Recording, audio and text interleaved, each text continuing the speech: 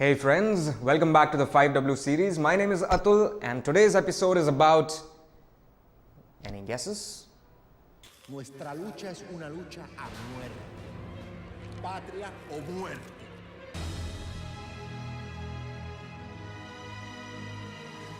muerte. People are more aware these days about this person on the screen, but earlier people used to believe that he's a rock star.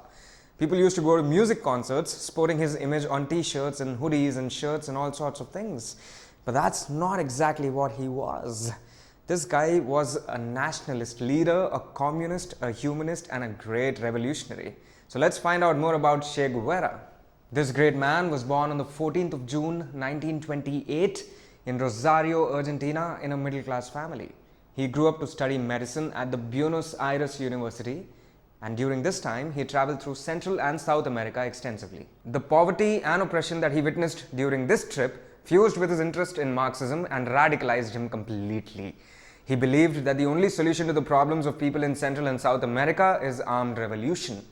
In fact, this journey of his, the journey of his transition from being a common man to a revolutionary, has been beautifully captured in a movie called The Motorcycle Diaries, which is a work of fiction based on true events.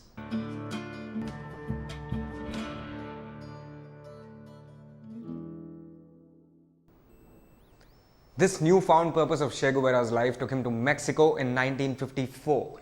In the following year, he joined hands with a senior Cuban revolutionary leader, Fidel Castro, and joined the 26 July movement. He also played a very key and active role in the guerrilla warfare or the guerrilla campaign, which was formed to dethrone or to deactivate the powers of the dictator of Cuba at that time, Fulgencio Batista. In the year 1959, Fidel Castro finally overthrew Batista to take full power and full charge of Cuba. Che Guevara for a short while was made the head of the prison of Cabana, where he oversaw the executions. He was also made the president of the National Bank of Cuba and the Minister of Industry. And during this time, with this key role, he traveled the world as the ambassador of Cuba. As the Minister of Industry, he institutionalized land reform in Cuba and successfully spearheaded a nationwide literacy campaign.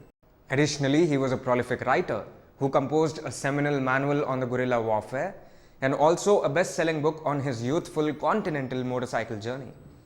His in-depth experience and study of Marxism-Leninism led him to believing that the third world problems were a direct result of imperialism, neocolonialism, and monopoly capitalism. And he also believed that the only solution to these problems was a world revolution. A strong opponent of the United States, he successfully guided the Castro regime towards the alignment with the Soviet Union. However, the Cuban economy eventually faltered because of the American trade sanctions and unsuccessful reforms.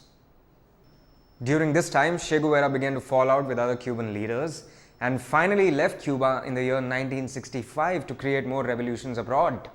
His first failed attempt was in Congo-Kinshasa, after which he went to Bolivia, where he was eventually captured by the Bolivian forces assisted by the US and then murdered. A few minutes before he was killed, a Bolivian soldier walked up to Che Guevara and asked him if he was thinking about his immortality. Che Guevara took a moment and replied, "No, I'm thinking about the immortality of the revolution." After having gained indefinite power in Cuba, he left to start another revolution elsewhere to continue his battle against the greedy capitalists in Bolivia. And that makes him a true revolutionist. So that's it in today's episode on Che Guevara. I hope you all enjoyed it. Thank you for watching. Please like the video, share it with your friends, and do not forget to subscribe to our channel. And also, do not forget to watch the movie The Motorcycle Diaries. Thank you. Have a nice day.